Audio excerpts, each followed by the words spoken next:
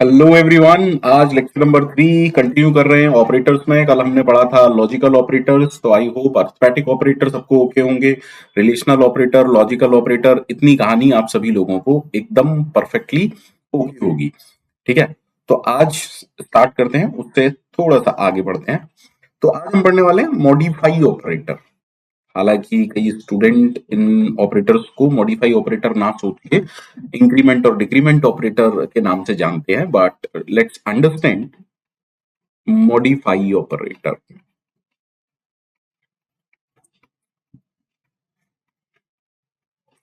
ठीक है, क्या होते हैं modify operator? Sir, modify operator के अंडर दो कैटेगरी आती हैं। ठीक है, पहले वाले को हम कह रहे हैं प्लस प्लस, दूसरे वाले को हम कह रहे हैं माइनस माइनस। इसका नाम है इंक्रीमेंट ऑपरेटर और इसका नाम है डिक्रीमेंट ऑपरेटर। नाम से पता चल रहा है इंक्रीज डिक्रीज ऐसा कुछ होगा। इंक्रीमेंट ऑपरेटर की अगर बात करें तो हमारे पास दो कैटेगरी हैं again. First one is called as pre decrement, sorry pre increment. First one को हम कह रहे हैं प्री इंक्रीमेंट। इंक्रीमेंट में पहली कैटेगरी है प्री इंक्रीमेंट और दूसरी को हम कहते हैं, दूसरे टाइप के ऑपरेटर को पोस्ट इंक्रीमेंट। डिक्रीमेंट में भी दो है, that is pre decrement and post decrement. मैं फिर से रिपीट कर रहा हूं, ये कोई क्रैश कोर्स नहीं है, आप पूरी तरह डिपेंड कर सकते हैं इस पर। हर टॉपिक फुल डेप्थ में कवर अप होगा। ठीक है, pre increment as the name signifies, लेकिन इसको कुछ इस तरीके से यूज करते हैं, plus plus variable. Post increment कुछ इस तरीके से यूज होता है, variable plus plus. Pre decrement minus minus. देखिए इन माइनस माइनस के बीच में साइन स्पेस नहीं है, माइनस माइनस वेरिएबल और यहां है वेरिएबल माइनस माइनस। ठीक है, तो पहले अच्छे से विद एन एग्जांपल समझते हैं कि मॉडिफाई ऑपरेटर क्या होते हैं, कैसे ये काम करते हैं। चलिए सिंपल सा एक एग्जांपल लेके स्टार्ट करते हैं। तो मैंने कहा hash include stdio dot hash. ठीक है, then I am writing void main। मैंने कहा int a is equal to 5 and I'm writing plus plus a और उसके बाद I'm trying to print the value of a। That means ये जो programme है वो इंक्रीमेंटेशन का है। ठीक है, मिलता जुलता सा प्रोग्राम मैंने राइट हैंड साइड पर लिख लिया, hash include stdio dot h void main int a is equal to 5। देखिए बिल्कुल सेम टाइप का है, लेकिन यहां पर मैंने कर दिया post increment and then I am trying to print the value of a। ठीक है, पहले समझते हैं कि यहां क्या हो रहा है। आउटपुट जो इस प्रोग्राम का है वो भी 6 है और आउटपुट जो इस प्रोग्राम का है वो भी 6 है। दैट मीन्स समहाउ हमारे दिमाग में ये आ रहा है कि यार ए की जो वैल्यू थी वो तो 5 थी, यानी कि प्लस प्लस ए का मतलब है ए की वैल्यू को 1 से इंक्रीज करना। That means on the left hand side में ये एक्सपेक्ट कर रहा हूं that it is a is equal to a plus 1, तभी तो ये 6 हुआ होगा। अगर मैं राइट हैंड साइड वाले प्रोग्राम की बात करूं, अगेन क्योंकि ए की वैल्यू 5 थी और क्योंकि ये 5 से 6 हो गई है, that means again here a is equal to a plus 1। That means एक चीज तो हमारी समझ में आई, वो ये दैट इंक्रीमेंट का मतलब है a की वैल्यू को, किसी वेरिएबल की वैल्यू को 1 से इंक्रीज करना। देन अगर दोनों में ही 6 आंसर है या दोनों का ही मतलब a is equal to a plus 1 है, then why we have two operators like pre increment और पोस्ट इंक्रीमेंट। तो ये कहानी अब समझ में आएगी। देखो इंक्रीज तो होना है, लेकिन वो इंक्रीज होना है वो इंपॉर्टेंट है। तो नेक्स्ट प्रोग्राम से हम समझते हैं बेसिक डिफरेंस। ठीक है, तो हमने कहा hash include stdio dot h, then void main, and now I'm taking two variables, int a is equal to 5 comma b, और इस बार मैंने किया b is equal to plus plus a, and then I am trying to print the value of both of them like a and b. ठीक है, okay. अब right side में मैं post incrementation का प्रोग्राम लिख रहा हूं, as include stdio.h, then I'm writing void main, मैंने लिखा int a is equal to 5 comma b, यहां पर हम कर रहे हैं b is equal to a plus plus, and later on मैं कोशिश कर रहा हूं printing the values of a and b। ठीक है, अब अच्छे से समझते हैं। देखिए प्री इंक्रीमेंटेशन का बेसिक मीनिंग क्या है। प्री इंक्रीमेंटेशन ये कहता है, देखो इंक्रीमेंट तो होना ही है, दैट मींस इंक्रीमेंटेशन बाय 1 तो होना ही है ना। लेकिन प्री इंक्रीमेंटेशन ये कहता है, प्री माने होता है पहले, दैट मींस प्री इंक्रीमेंटेशन ये कहता है फर्स्ट इंक्रीमेंट और increase the value of the variable, first increase the value of the variable, और इंक्रीज करने के बाद उसे यूज करेंगे, then use the value of variable. ठीक है, फॉर एग्जाम्पल अगर मैं यहां पर बात करूं, देखिए इंक्रीमेंटेशन जो लगा हुआ है वो ए पर है, और क्योंकि ये प्री इंक्रीमेंटेशन है तो इसको आप दो स्टेप में समझ सकते हैं कि इसी सेम स्टेटमेंट को सबसे पहले क्या होगा, पहले वैल्यू इंक्रीज होगी, that means a is equal to a plus 1 पहले होगा। अब यूज का मतलब क्या है किसी वेरिएबल, यूज का मतलब है विद इन एनी एक्सप्रेशन, तो ये जो एक्सप्रेशन है now I can write it like b is equal to a, that means अब हुआ क्या, अब हमारी समझ में शायद अच्छे से आ जाए, तो मैंने कहा a की वैल्यू 5 थी और b में इनिशियली गार्बेज था, तो सबसे पहले स्टेप से क्या होगा, इस स्टेप से a is equal to a plus 1 की वैल्यू की वजह से a की वैल्यू 6 हो गई, और b is equal to a, that means ये अपडेटेड वैल्यू a की b के अंदर चली गई, and that is why output of this program is 6 6। तो आपको ये समझना है कि प्री इंक्रीमेंट पोस्ट इंक्रीमेंट का मतलब क्या है। प्री का मतलब है पहले आप इंक्रीज करेंगे, प्री माने पहले, ठीक है। अब यहां पर देखिए आराम से, क्योंकि यहां पर पोस्ट इंक्रीमेंट है, तो पोस्ट इंक्रीमेंट, पोस्ट माने होता है बाद में, तो पोस्ट इंक्रीमेंट कुछ ऐसा कहता है पहले इस्तेमाल करें फिर इंक्रीज करें, है ना, पहले इस्तेमाल करें फिर विश्वास करें।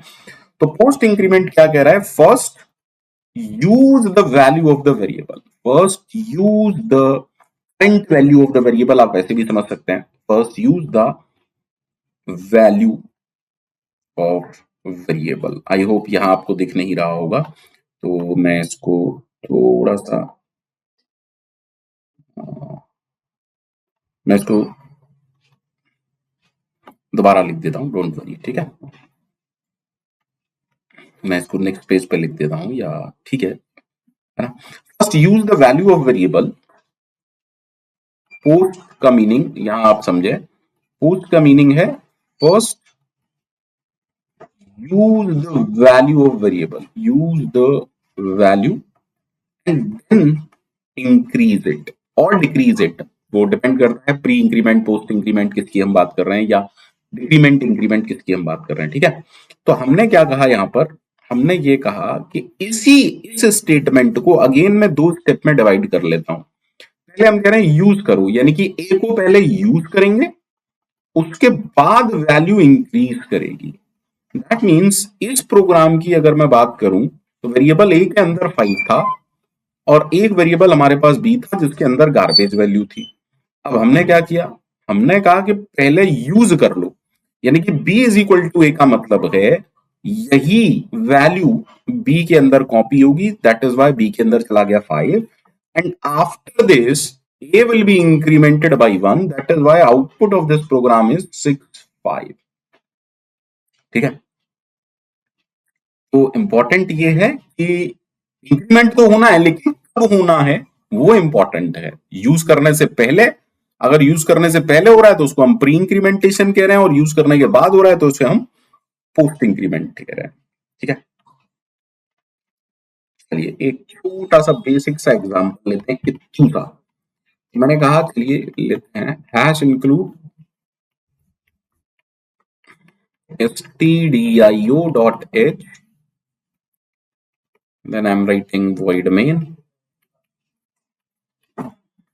and I'm saying int a is equal to 0, b is equal to 2, और एक और वेरिएबल ले लेते हैं, चलिए एक और वेरिएबल ले लेते हैं c नाम का। ठीक है, कॉमा c, तो हमने कहा c is equal to a plus plus and minus minus b, let's find out the values of a b and c। ठीक है, समझते हैं a b c की वैल्यू क्या आएगी। ठीक, आराम से देखते हैं, देखिए बहुत अच्छे से समझिएगा। पहली लाइन से, यानी कि इससे क्या हुआ, इससे तीन वेरिएबल मेमोरी में क्रिएट हुए। ए के अंदर वैल्यू 0 है, बी के अंदर वैल्यू 2 है, सी के अंदर गार्बेज वैल्यू है एज ऑफ नाउ। ठीक है, अब हमने कहा A plus plus and minus minus B, हम जानते हैं एंड की प्रायोरिटी ज्यादा होती है असाइनमेंट स्टेटमेंट से, दैट इज वाई इतनी बात तो अंडरस्टूड है कि आप इस स्टेटमेंट को इस तरीके से पैरेंथेसाइज कर सकते हैं। That means I want to say A plus plus logical and के साथ है। ठीक है, A plus plus logical and के साथ है। बट आपको समझना पड़ेगा कि पोस्ट इंक्रीमेंट है। पोस्ट इंक्रीमेंट क्या कहता है, करंट वैल्यू को यूज करना है। अच्छा, current value, that means over here the current value of a is being used, that means इस एक्सप्रेशन के लिए इसकी करंट वैल्यू यूज होगी। ये अलग बात है यूज होने के बाद ये इंक्रीज होके 1 हो जाएगी। ठीक है, 0 यूज हुई ending with minus minus B, तो याद कीजिए तो हमने पढ़ा था शॉर्ट सर्किट, है ना। शॉर्ट सर्किट क्या कहता था कि अगर फर्स्ट ऑपरेंड 0 है क्या ये इवेल्युएट होगा, नहीं sir, that is why minus minus B कभी चलेगा ही नहीं, या ये कहूं बी की वैल्यू में कोई फर्क नहीं आएगा। इस ऑपरेशन का रिजल्ट भी क्या जाएगा, 0। दैट मींस इस ऑपरेशन का रिजल्ट 0 किसके अंदर चला जाएगा, सी के अंदर। ठीक है, तो जब आप प्रिंट कर रहे हैं ए बी सी की value, it will be 1 2 and 0। तो अगर आप लोगों की समझ में आया है, इससे बढ़िया कोई बात ही नहीं है, और नहीं आया तो मैं बस यही सजेस्ट कर सकता हूं कि फिर से भैया रिकॉर्डिंग देखिएगा, और क्या। ठीक है, ये स्टार्ट करते हैं नेक्स्ट क्वेश्चन, थोड़ा सा देखते हैं। क्वेश्चन नंबर 2, मैंने कहा hash include stdio.h void main, and then I am writing int a, and a is equal to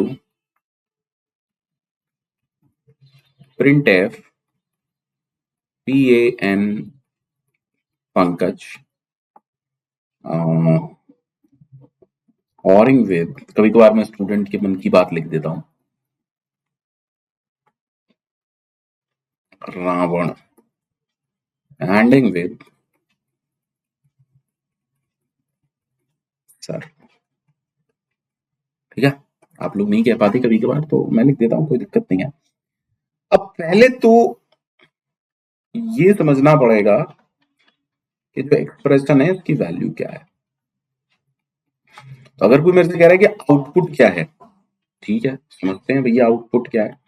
तो पहले तो आप ये बताइए मुझे कि और की प्रायोरिटी ज्यादा है या एंड की। हम जानते हैं priority of and is more than और की प्रायोरिटी, और फाइनली असाइनमेंट की। अब इस प्रायोरिटी का मीनिंग क्या है, प्रायोरिटी इसलिए जरूरी है क्योंकि ये वाला जो प्रिंटफ है और के साथ जाएगा या एंड के साथ। प्रायोरिटी का मीनिंग ये नहीं होता है कौन पहले इवैल्यूएट होगा, प्रायोरिटी का मतलब ये होता है हाउ टू पैरेंथेसाइज एन एक्सप्रेशन, या इस तरीके से समझिए कि एक ऑपरेंड किस ऑपरेटर के साथ रहेगा। ठीक है, तो क्योंकि एंड की प्रायोरिटी ज्यादा होती है, मैं इस एक्सप्रेशन को अच्छे से ब्रैकेटाइज करके दोबारा लिख देता हूं। तो मैंने लिख दिया printf PANKAJ ORing within parenthesis. अब ये पीएफ प्रोविडेंट फंड नहीं है, printf है, मैंने समझाने के लिए बस आपको लिखा है। ठीक है, ये हो गया एंड printf सर। ठीक है, I hope this part is done. ठीक है,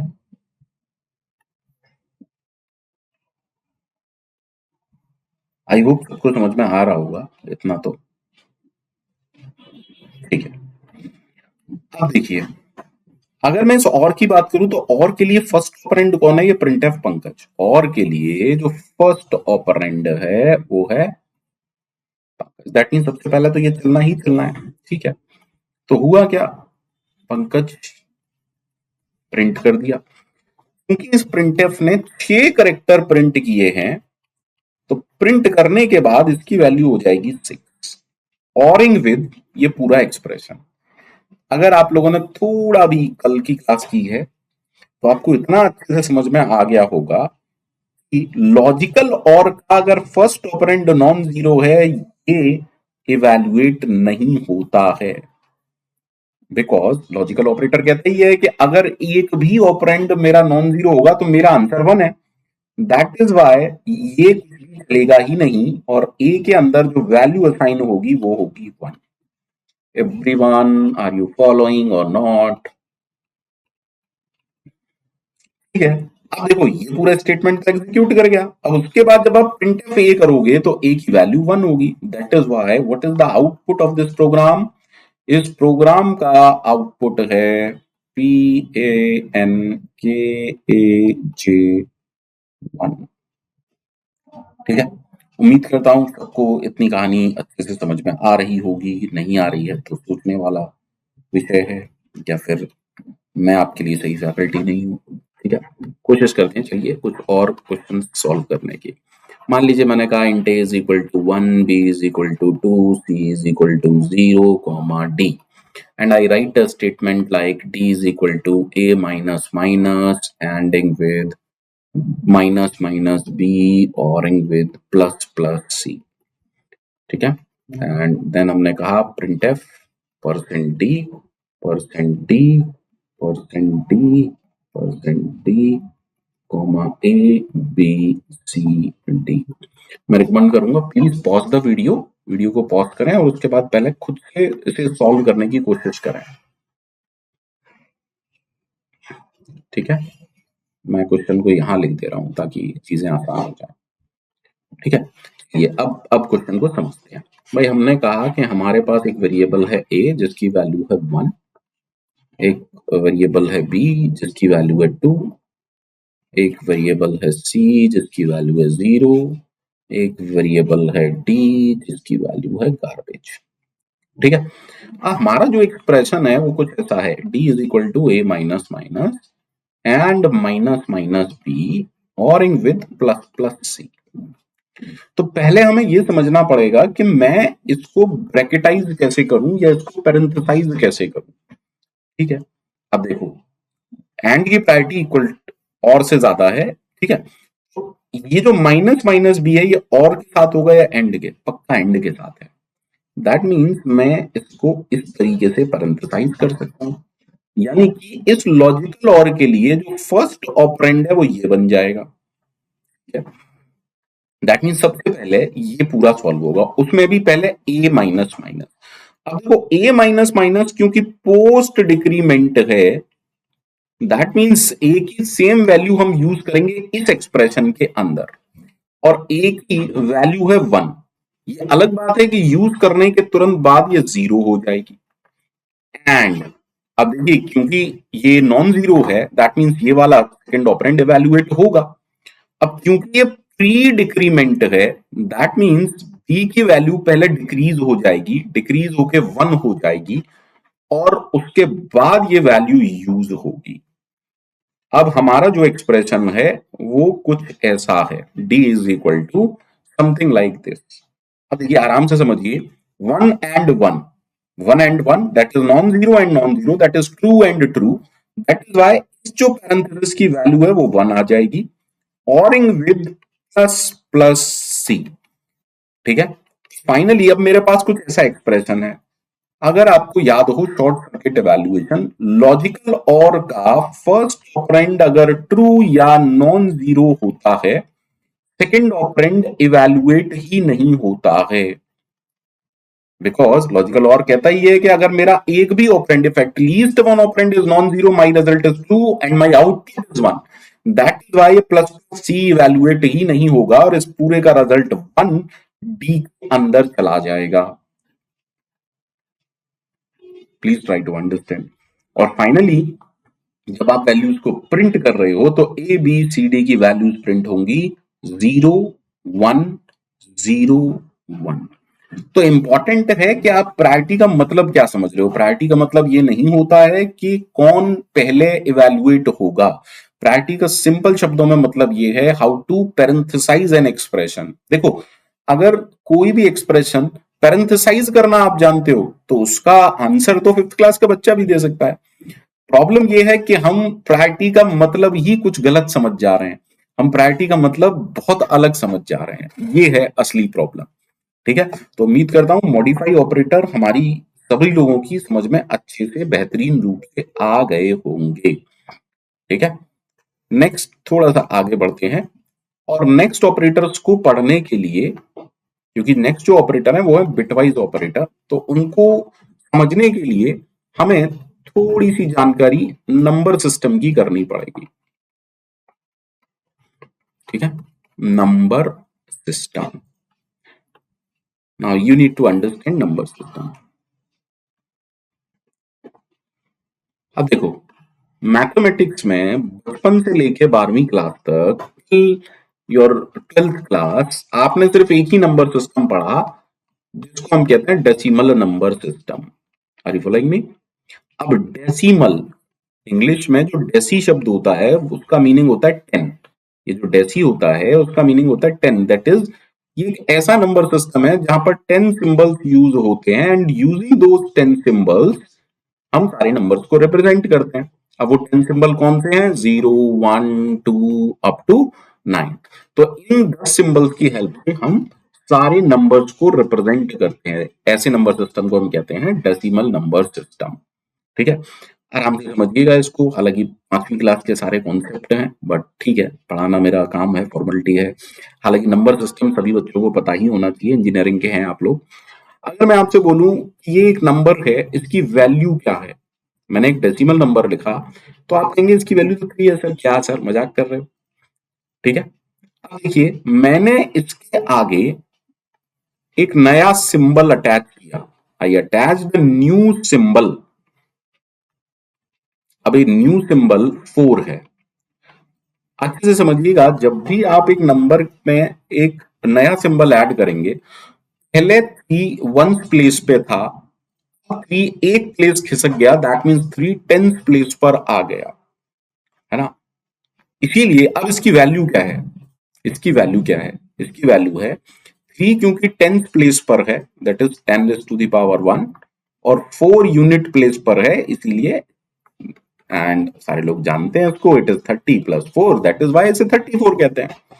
ठीक है, फिर से देखिए, अब मैंने कहा कि यहां क्या है, 34 ये पहले से था and I attached a new symbol. मैंने क्या किया? मैंने एक नया सिंबल अटैच कर दिया 5। अगर आप थोड़ा सा गौर करें, 5 के अटैच करते ही 3 जो 10th प्लेस पर था वो खिसक के 100 प्लेस पर आ गया। भाई इसका प्लेस क्या हो गया? और 4 जो 1th प्लेस पे था वो 10th प्लेस पर आ गया और ये यूनिट प्लेस पर रह गया। दैट इज वाई अब अगर मैं इसकी वैल्यू निकालना चाहूं, प्लेस वैल्यू, फेस वैल्यू, तो ये आएगा। बहुत बढ़िया, फोकस करिएगा। 3 जो पहले 30 का कंट्रीब्यूशन कर रहा था, अब 300 का कर रहा है 10 टाइम्स, क्योंकि वो अपनी एक पोजीशन शिफ्ट कर गया। 4 जो सिर्फ 4 का कंट्रीब्यूशन कर रहा था नंबर में, वो 40 का कर रहा है। What I mean to say, previously आपने 34 को देखा like this, 3 into 10 to the power 1 + 4। जैसे ही मैंने 34 के आगे नया सिंबल 5 लगाया, की वैल्यू हो गई 3 into 10⁻² plus 4 into 10⁻1 plus 5 into 10⁻0। Now if you focus, मैं इसको कुछ इस तरीके से लिख सकता हूं, बिकॉज मैंने एक 10 कॉमन ले लिया। इट्स लाइक दिस, है ना।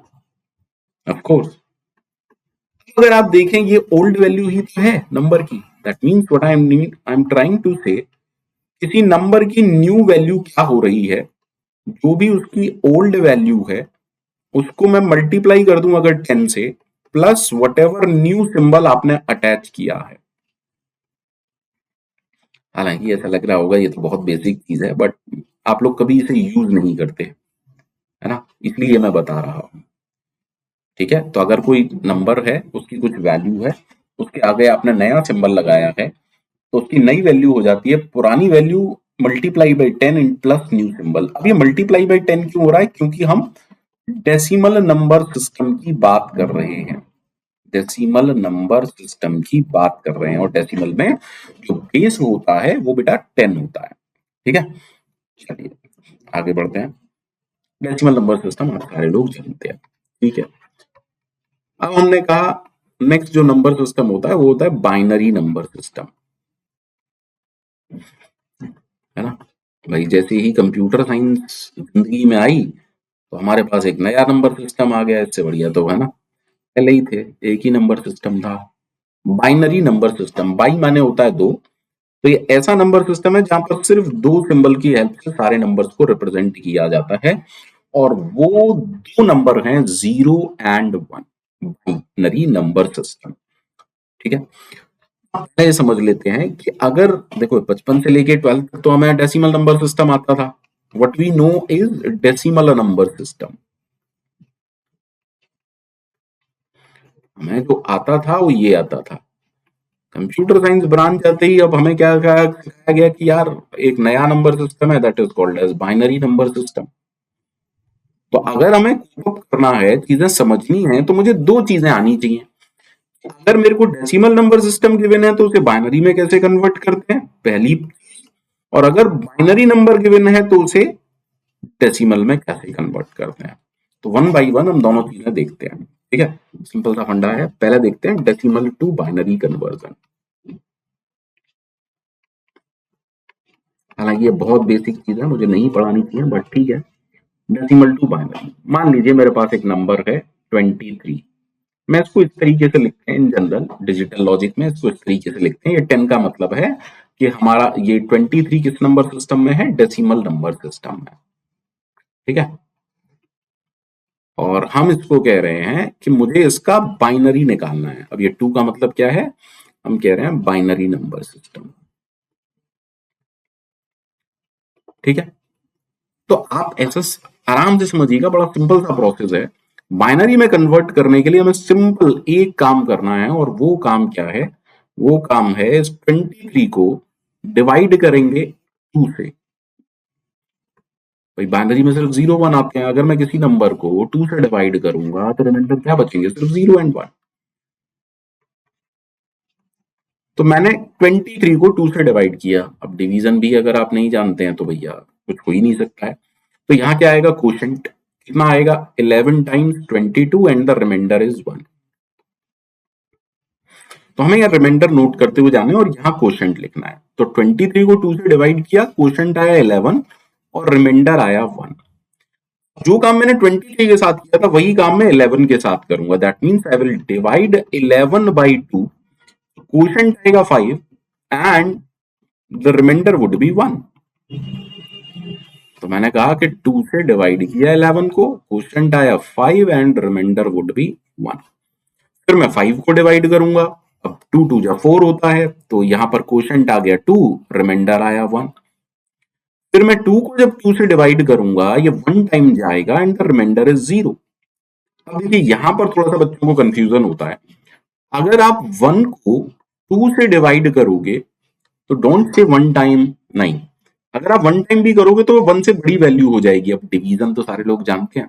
That means 0 times is 0 and the reminder is 1। That means अब आप इस 1 को जब 2 से डिवाइड करेंगे, what is the quotient? Quotient is 0 and the reminder is 1। अब देखिए, आपको तो स्टॉप हो जाना है जैसे ही कोशेंट 0 हो गया। लेकिन हमारा आंसर क्या है? हमारा आंसर है ये, रिमाइंडर इन रिवर्स ऑर्डर। जो भी रिमाइंडर हमने सेव किए रिवर्स ऑर्डर। दैट मीन्स 23 का बाइनरी जो आया वो ये आया, 1 0 1 1 एंड 1। ठीक है, डेसिमल टू बाइनरी हमें समझ में आ गया। इवन अगर नहीं आया है तो दोबारा देख लीजिए। Let me take a number 60 in decimal number system और मैं इसको बाइनरी में कन्वर्ट करना चाहता हूं। तो हमने अभी देखा है क्या करना है। तो 60 मेरे पास है, मैं इसे रिपीटेडली डिवाइड करूंगा 2 से, कोसेंट और रिमाइंडर्स, रिमाइंडर्स हम सेव करेंगे। हमने कहा रिमाइंडर, यहाँ 2 सारे लोग जानते हैं, 2 को 60 को 2 से डिवाइड करेंगे 30 टाइम्स जाएगा, रिमाइंडर इज 0। 30 को 2 से करेंगे 15 टाइम्स, रिमाइंडर इज 0। 15 को 2 से करेंगे 7 टाइम्स, रिमाइंडर इज 1। 7 को 2 से करेंगे 3 टाइम्स, रिमाइंडर इज 1। 3 को 2 से करेंगे 1 टाइम, द रिमाइंडर इज 1। 1 को 2 से करेंगे, that's a special case, 0 times and the reminder is 1। Because the quotient becomes 0, you need to stop the process. This is the answer. That means 60 in decimal का binary क्या होगा? 1 1 1 1 0 0। तो decimal to binary थोड़ा easy होगा। I hope किसी को बहुत ज्यादा समस्या नहीं होगी। ठीक है, अब हम देखते हैं second part, that is binary number अगर मुझे गिवन है तो how to convert it into decimal.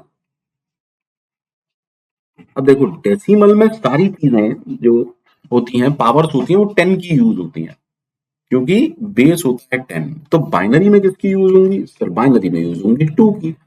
तो मान लीजिए मेरे पास एक बाइनरी नंबर है और मेरे से कहा जा रहा है कि भैया इसका डेसिमल नंबर निकालो, इसका डेसिमल वैल्यू। मैं सिंपल सा काम करूंगा, मैंने कहा 1 1 1 0 0। Then I'll start with 2 की पावर 0, 2 की पावर 1, 2 की पावर 2, 2 की पावर 3, 2 की पावर 4, 2 की पावर 5। 0 1 2 3 4 5। ठीक है, स्टार्ट करते हैं। तो ये क्या आएगा?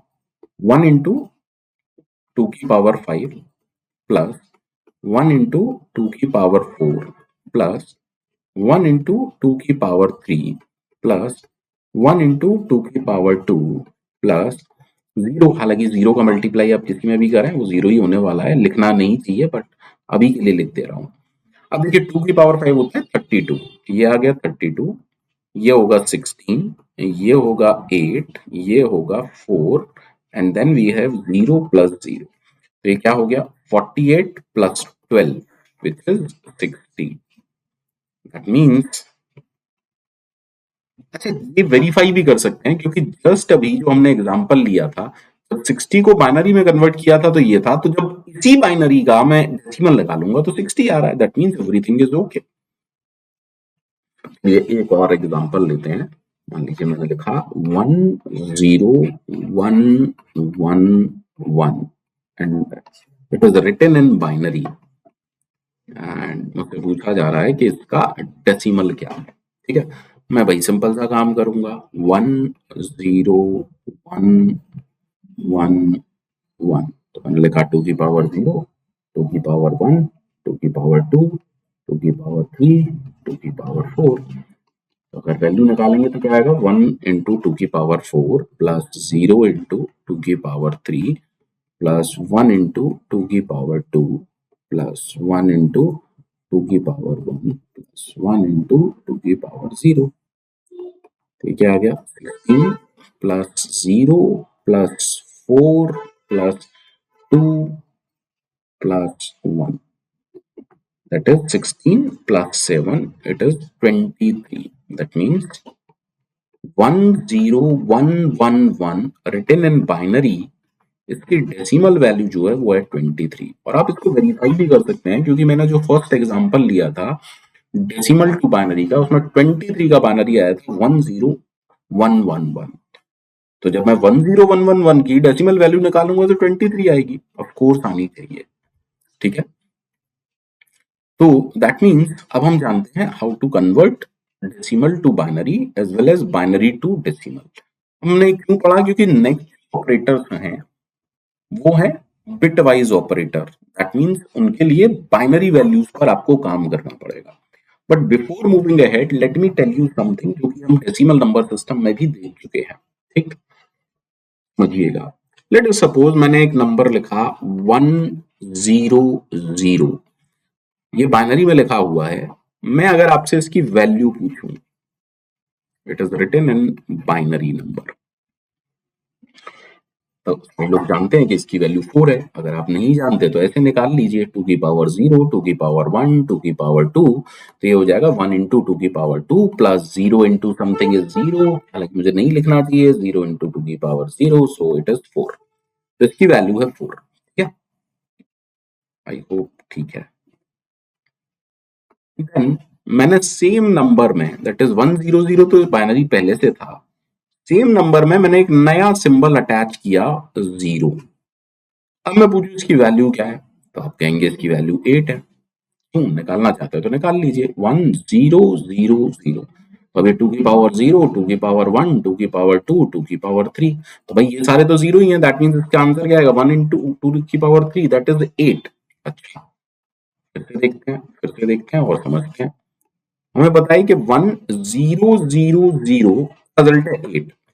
मैंने इसके आगे एक और सिंबल लगाया 0, और देखिए इसकी वैल्यू 16 हो जाएगी। बिल्कुल ठीक है, दैट मीन जब मैं 0 लगा रहा हूं तो वैल्यू पुरानी वैल्यू की डबल हो रही है।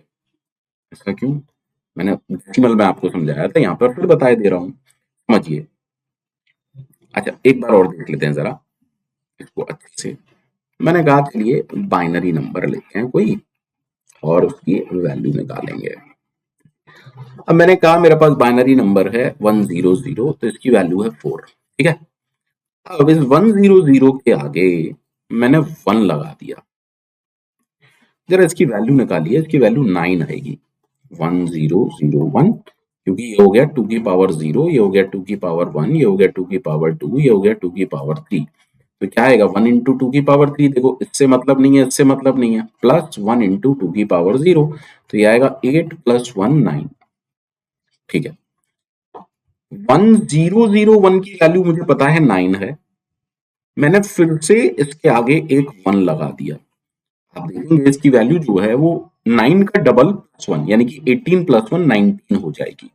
आप चेक कर सकते हैं, 10011, 2 की पावर 0, 2 की पावर 1, 2 की पावर 2, 2 की पावर 3, 2 की पावर 4। तो 1 इंटू 2 की पावर 4 प्लस, इसको लेना नहीं, इसको लेना नहीं, 1 इंटू 2 की पावर 1 प्लस 1 इंटू 2 की पावर 0, तो ये आ गया 16 plus 2 plus 1, that is 19।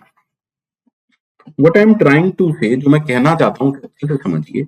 Let us suppose I am having a binary number, I don't know क्या है exactly, उसकी वैल्यू x है।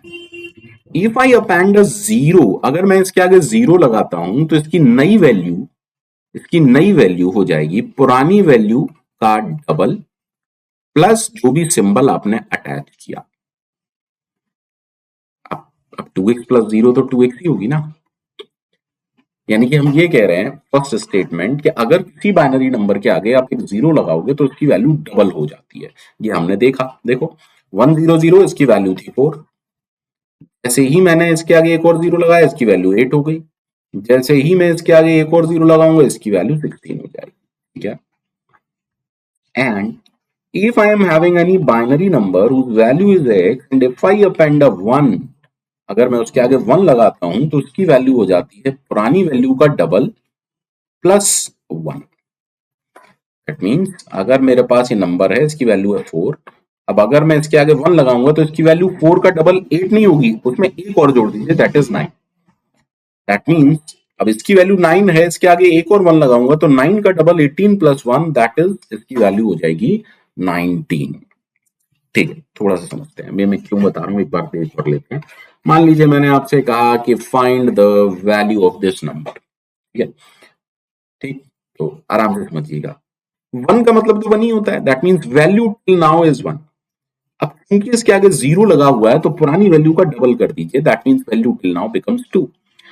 अब 1 अगर आगे आया तो पुरानी वैल्यू का डबल, दैट मीन्स 4 में 4 जोड़ दीजिए, दैट इज 5। 0 आया तो 5 का डबल 10, 1 आया तो 10 का डबल 20 प्लस 1 21, 1 आया दैट मीन्स इस वैल्यू का डबल 42 प्लस 1 दैट्स 43, 0 आया इस वैल्यू का डबल, यहां तक की वैल्यू हो गई 86, 0 आया तो इस वैल्यू का डबल दैट इज 172, फिर से 1 आया उसका मतलब इस वैल्यू का डबल प्लस 1, ठीक है, that is the final value is 345, provided मैंने कोई गलती ना की हो। ठीक है, अब यहां से एक कॉन्सेप्ट और आपको समझना पड़ेगा, और वो क्या, मैंने कहा किसी बाइनरी नंबर के आगे जब आप 0 लगा देते हो तो वो 2x हो जाता है क्योंकि इसकी वैल्यू x थी, और किसी बाइनरी नंबर के आगे 1 लगा देते हो तो वो 2x प्लस 1 हो जाता है। अब गौर करिएगा थोड़ा सा, 2x जो होता है मैथमेटिक्स में इवन नंबर्स को रिप्रेजेंट करता है और 2x प्लस 1 ऑड नंबर्स को। तो यहां से एक और चीज आपको याद रखनी है कि किसी भी इवन नंबर के बाइनरी वैल्यू में हमेशा लास्ट बिट क्या होगा, 0 होगा। ठीक है, और किसी भी ऑड नंबर के बाइनरी वैल्यू में हमेशा लास्ट का बिट क्या होगा, 1 होगा। तो ये चीज हमें याद रखनी है। ठीक है, तो मैं समझता हूं कि decimal number system, binary number system सबको अच्छे से बेहतरीन रूप से समझ में आ चुका होगा। Let's proceed with next type of operators that is called as bitwise operators.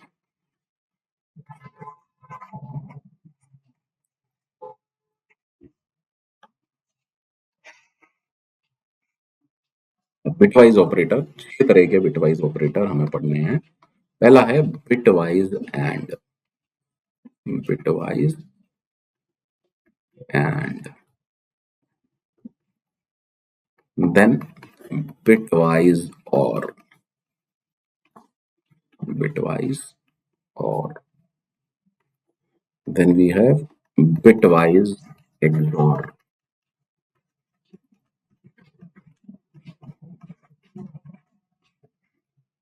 Carat symbol use होता है, then we have bitwise left shift,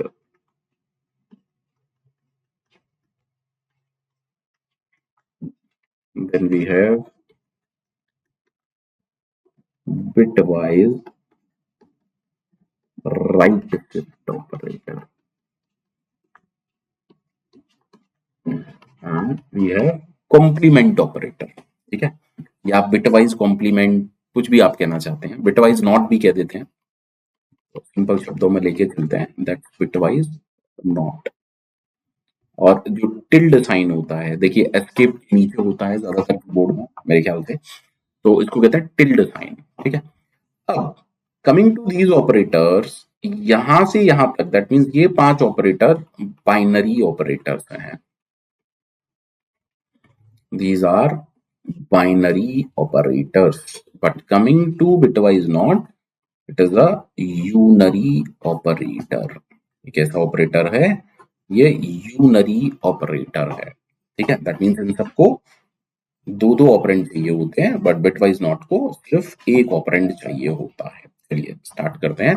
सबसे पहले बिटवाइज, बिटवाइज, इनको बिटवाइज क्यों कह रहे हैं, क्योंकि बिटवाइज जो ऑपरेटर्स होते हैं वो ऑपरेंड की वैल्यू एज अ होल पर काम नहीं करते, ऑपरेंड की बाइनरी वैल्यूज पर काम करते हैं, बेसिकली बिट बाई बिट काम करते हैं।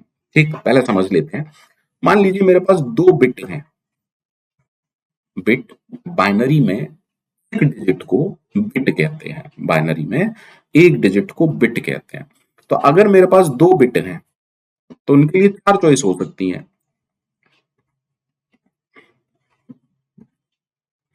अब जैसे आपने एंड पढ़ा था, तो 0 की एंडिंग 0 के साथ इट्स लाइक प्रोडक्ट, आएगा 0।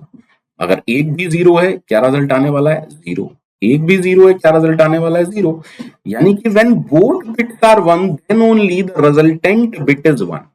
Please try to understand. अब दोनों बिट वन होंगे then only the resultant bit is one, that's called bitwise and. ठीक है, अब समझिए, जब हम लिखते हैं, मान लीजिए मैंने लिखा int a is equal to 7, b is equal to 11, c, और आप लिख रहे हैं c is equal to a bitwise ANDing with b, and then you are trying to print the value of c। ठीक है, तो क्योंकि यहाँ पर बिटवाइज ऑपरेटर है, आपको ये समझना पड़ेगा कि a और b की बाइनरी वैल्यूज पर ये काम करेगा। अब सीबी सिस्टम के लिए इंटीजर का जो साइज है वो फिक्स होगा, 2 बाइट 4 बाइट। तो मैं यहां पर एज्यूम करके चल रहा हूं कि इंटीजर 2 बाइट का, मतलब सारी चीजें हम 2 बाइट में समझ रहे हैं, क्योंकि अननेसेसरली बड़ा बनाने से कोई मतलब नहीं, समझ में तो हमारी आ ही जाना है। तो 2 बाइट का मतलब 16 बिट की बात हो रही है, सॉरी 16 बिट्स की बात हो रही है। ठीक है, आई होप सबको समझ में आ रहा हो। ठीक है, तो अगर 7 का मैं बाइनरी आपसे पूछूं तो आप मेरे से कहोगे 7 का बाइनरी आएगा सर 1 1 1, लेकिन इसको 16 बिट में अगर लिखना चाहेंगे तो 1 2 एंड 0 0 0 0 0 0 0 0। सिमिलरली अगर आप 11 का बाइनरी लिखना चाहेंगे तो 11 का बाइनरी आएगा 1 0 1 1, लेकिन 16 बिट में अगर आप लिखोगे तो ये आएगा। प्लीज काउंट कर लीजिएगा कहीं मैंने कुछ गलती ना कर दी हो। अब देखिए बिटवाइज एंडिंग का मतलब क्या है? बिटवाइज एंडिंग का मतलब है इसका ये वाला बिट और इसका ये वाला बिट बीच में लगा हुआ है एंड, इसका ये वाला, that means bit by bit ending हो रही है। तो देखो दोनों ही अगर जीरो है, अगर दोनों ही जीरो है then what is the answer? अगर दोनों ही बिट जीरो हैं then what is the answer? ये सारे तो जीरो ही होंगे। ठीक है, तो पहले 12 तो मैंने जीरो कर दिए, 6 7 8 9 10 11 12, zero ending with one zero, one and zero zero, one and one one, जब दोनों वन है तो वन होगा, दोनों बिट वन है तो वन। अब ये तो बाइनरी वैल्यू है, इसकी डेसिमल वैल्यू क्या है? इसकी डेसिमल वैल्यू 3 होगी, that is why what is the output? Sir output यहां आने वाला है 3। ठीक है, तो ये था हमारा बिटवाइज एंड। नेक्स्ट आराम से समझते हैं कि बिटवाइज और क्या है। बिटवाइज और देखो, अगर आपको लॉजिकल और याद है तो बिटवाइज और भी आपको समझ में आ जाएगा। ठीक है, सॉरी ये लॉजिकल और का मैंने साइन लगा दिया है गलती से, माफी चाहता हूं। बिटवाइज और, तो मान लो मेरे पास 2 बिट हैं तो उनके लिए 4 चॉइस हैं, 0 0 0 1 1 0 1 1, ए बी, ए और बी। तो अब मैं कह रहा हूं मेरे पास 2 चॉइस हैं, 0 0 0 1 1 0 1 1। अब ऑरिंग का मतलब क्या होता है? चॉइस, है ना? ए बी के लिए मेरे पास 4 चॉइस हैं, तो ऑरिंग का मतलब अगर एक भी बिट 1 है then the resultant bit is 1। देखो 0 1 यहां पर 1 आ जाएगा, 1 0 1 आ जाएगा, 1 आ जाएगा, लेकिन जब दोनों ही बिट 0 हैं तो 0 ORing with 0 is 0। That means if at least one bit, if at least one bit is 1, resulting bit is 1, resultant bit is 1, otherwise resultant bit is 0। क्या? तो अब आराम से इसको समझते हैं ढंग से। मान लीजिए मैंने कहा int a is equal to 7, b is equal to 11, c, और मैंने फिर से लिखा a is equal to c is equal to a oring with b। Let's try to print the value of c। तो हमें इतना तो पता है क्योंकि ये बिटवाइज ऑपरेटर है, a और b की बाइनरी वैल्यूज पर काम करेगा, तो ए की बाइनरी वैल्यू मैं फिर से लिख दे रहा हूं भाई। 7 हमने पहले ही कैलकुलेट किया था पिछले एग्जाम्पल में, और क्योंकि 16 बिट में लिखना है तो मैंने ये लिख दिया 1 2 3 4 1 2 3 4। सिमिलरली बी जो कि 11 है वो मैंने लिख दिया 1 0 1 1 और 0 0 0 0 0 0 0 0 0 0 0 0। अब हम इनकी ऑरिंग करेंगे। दैट मीन्स इस वाले बिट और इस वाले बिट की ऑरिंग। हम जानते हैं अगर एक भी बिट 1 है, देखो यहाँ पर दोनों ही 1 है, 1 दोनों 1 1 दोनों एक 1 1 एक 1 1 और बाकी के दोनों ही बिट 0 हैं, तो ये आया हमारा सी। लेकिन ये तो बाइनरी वैल्यू है, प्रिंट क्या होगा सर? आप निकाल सकते हैं, इसकी डेसिमल वैल्यू आएगी 15। That is why the output is 15। तो ये था हमारा बिटवाइज ऑरिंग। फटाफट से आगे बढ़ते हैं और समझते हैं बिटवाइज एक्सॉर। कैरेट सिंबल इसका साइन होता है, बिटवाइज एक्सॉर। अब देखो पहले तो ये समझना पड़ेगा कि अगर मेरे पास दो बिट हैं, चार चॉइस होंगी 0 0 0 1 1 0 1 1। अब एक्सॉर करके बिट वैल्यू क्या आती है आपको ये समझना पड़ेगा। एक्सॉर कहता है कि अगर दोनों ऑपरेंड आइडेंटिकल हैं, if both bits are same, if both bits are same, then the resultant bit is 0. Otherwise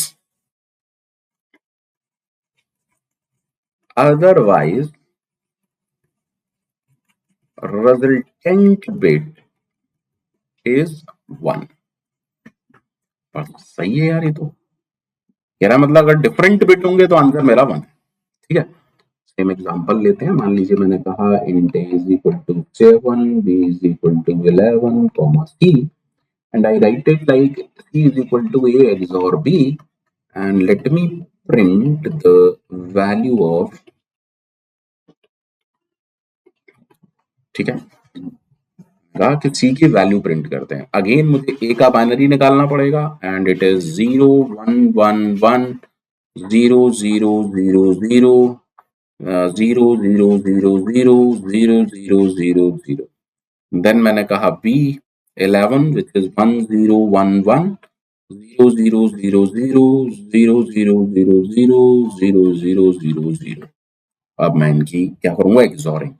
तो क्योंकि दोनों बिट सेम है रिजल्ट इज 0, दोनों बिट सेम है रिजल्ट इज 0, दोनों बिट डिफरेंट है 1, दोनों बिट डिफरेंट है 1, और इन सब में 0 आना है क्योंकि दोनों बिट सेम है जो कि 0 है।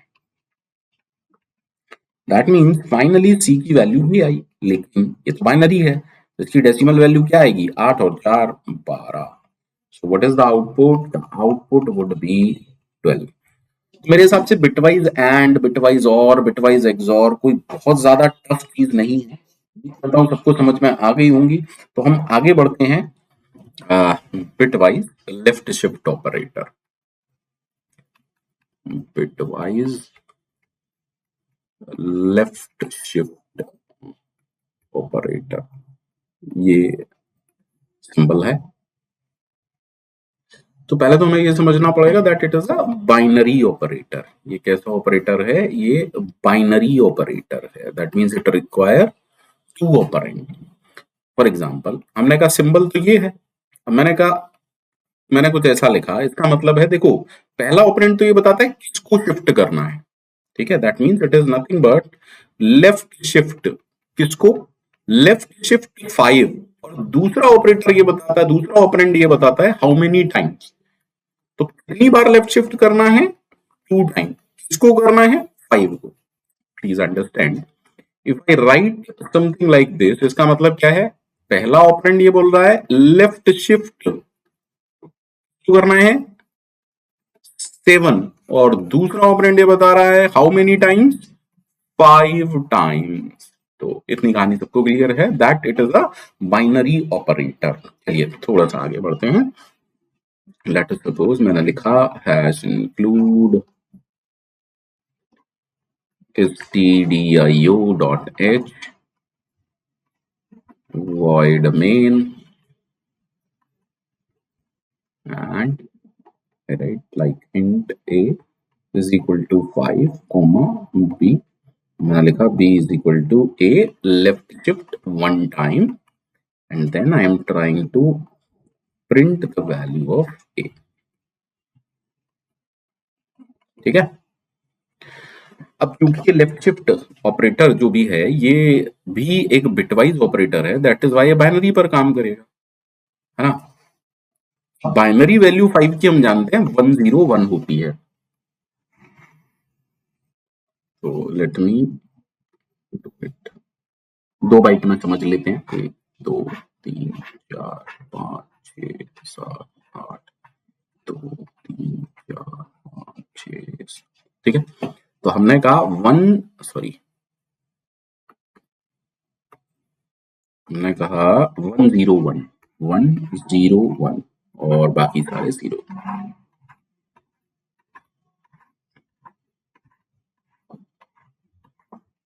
ठीक है, तो दिस इज ए और यू कैन से 5। तो जो हमने कहा लेफ्ट शिफ्ट, तो बेसिकली मैं क्या कह रहा हूं, लेफ्ट की तरफ धक्का मार रहे हैं एक तरीके से हम। तो जब हम लेफ्ट की तरफ धक्का मार रहे हैं तो ये बाहर निकल जाएगा।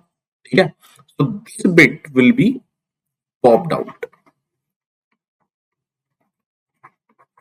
ये बिट पॉप्ड आउट हो जाएगी और ये वाली बिट यहां आ जाएगी, ये वाली बिट यहां आ जाएगी, है ना।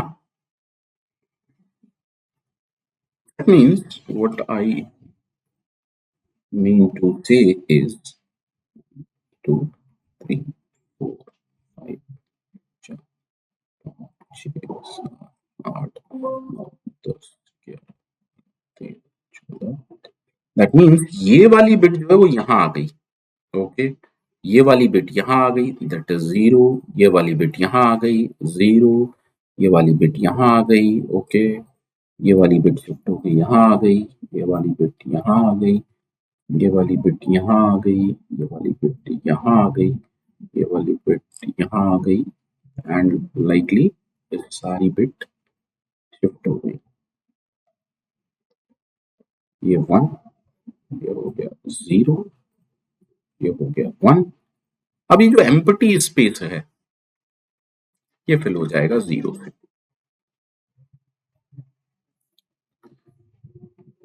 ठीक है, अब मैं आपसे पूछूं कि वैल्यू क्या है, तो आप जानते हैं 101 के आगे 0 लग गया, that is why now it becomes 10। तो इसका आउटपुट क्या आने वाला है, इसका आउटपुट आने वाला है 10। उम्मीद करता हूं सब बच्चों की अच्छे से समझ में आ गया होगा और bitwise left shift is working. ठीक है, कि बिटवाइज लेफ्ट शिफ्ट कैसे काम कर रहा है।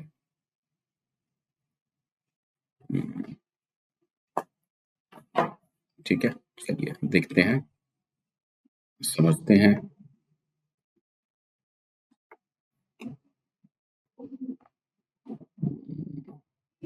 चलिए दोबारा से देखते हैं। अब समझिएगा इस बात को अच्छी तरीके से समझिएगा, जो मैं बताने की कोशिश कर रहा हूं कि भाई हो तो ये भी सकता था ना कि हम बोलते कि int a is equal to 5 comma b, और मैं कह रहा हूं b is equal to a left shift 2। हो तो ये भी सकता था ना, int a is equal to 5 b is equal to a left shift 2 time, है ना। भाई समझना तो हमें ये पड़ेगा ना कि हम, चलिए तो अच्छे से समझते हैं।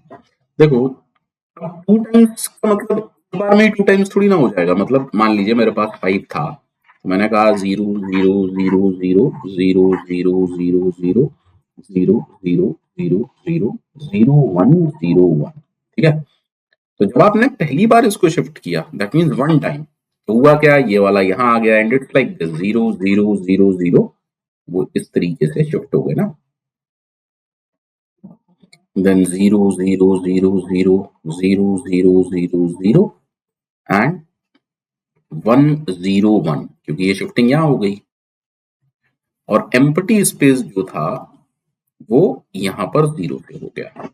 लेकिन आप जब अगली बार एक और बार शिफ्टिंग करेंगे तो क्या होगा, एक और बार शिफ्टिंग करेंगे तो सर ये वाला जीरो इधर आ जाएगा, दैट इज 0 0 0 0, ये वाला जीरो ये है, देन 0 0 0 0 0 0 0 1 0 1 0, और फिर से एक एम्प्टी स्पेस क्रिएट हो गई जिसको आप 0 से भर देंगे। तो अब इसकी नई वैल्यू क्या होगी, अगर आप गौर करेंगे तो अब इसकी नई वैल्यू 20 हो गई। अगर आपको यहां नहीं समझ में आया है तो मैं फिर से इसे समझाने का प्रयास करता हूं, अच्छे से समझिएगा, दोबारा से समझ लेते हैं, कोई टेंशन नहीं है। जब आप इसको एक और बार, वन मोर टाइम, अगर मैं इसको एक और बार शिफ्ट करूं, 1 2 3 4 5 6 7 8 1 2 3 4 5 6 7, जब आप एक और बार लेफ्ट शिफ्ट करोगे तो ये वाला बिट पॉप्ड आउट हो जाएगा, ये वाला बिट यहाँ आ जाएगा, दैट इज 0, ये वाला बिट यहाँ आ गया, ये वाला बिट यहाँ आ गया, 0, and it's like 0 like 0 like 0 0 0 0 0 0 1 0 1 0, and we have a empty space to be filled with a 0 again। और अब अगर आप इसकी वैल्यू देखोगे तो 20 हो गया, that means bitwise left shift कर क्या रहा है, वैल्यू को डबल कर रहा है। That means can I write something like this, that in general अगर कोई मेरे से कहता है a left shift two, it is nothing but a को दो बार डबल कर दो, और can I say a into two raise to the power 2, that means in general bitwise left shift number को डबल कर देता है। चलिए, अगर ये ओके है तो अब हम समझते हैं bitwise right shift. Bitwise right shift sign क्या है, ये अगेन पहली इंपॉर्टेंट चीज sir, it is a binary operator. कैसा ऑपरेटर है, ये बाइनरी ऑपरेटर है। तो if you write something like this 5, दैट मींस इसको शिफ्ट करना है 5 को, so we are saying right shift 5, how many times, वो हमारा सेकंड ऑपरेंड बता रहा है, दैट इज 2 टाइम्स। ठीक है, फिर देखते हैं, मान लीजिए मैंने कहा int a is equal to 10 comma b, मैंने लिखा b is equal to a right shift 1, या 1 नहीं 2 को ही समझ लेते हैं, एक बार में ही खत्म करते हैं अच्छे से, right shift 2 times, and then I am trying to print the value of b। ठीक है, अब क्योंकि ये बिटवाइज ऑपरेटर है, पक्का हमें बाइनरी वैल्यूज पर काम करना पड़ेगा। ठीक है, चलिए आराम से देखते हैं, 1 2 3 4 5 6 7 8 2 3 4 5 6 7, 1 2 3 4 5 6 7 8 1 2 3 4 5 6 7 1 2 3 4 5 6।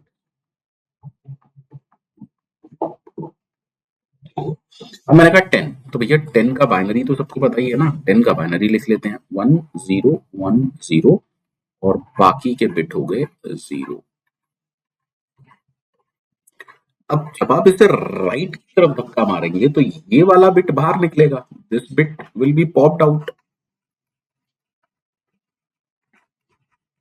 ठीक है, और ये वाला बिट यहां आ जाएगा, ये वाला बिट यहां आ जाएगा, तो इसको अगर ढंग से लिखना चाहें तो 1 इधर आ गया, 0 इधर आ गया, ये 1 इधर आ गया, ये 0, ये 0, ये 0, ये 0 0 0 0 0 0 0 0 0, और यहां हो गया एम्प्टी स्पेस,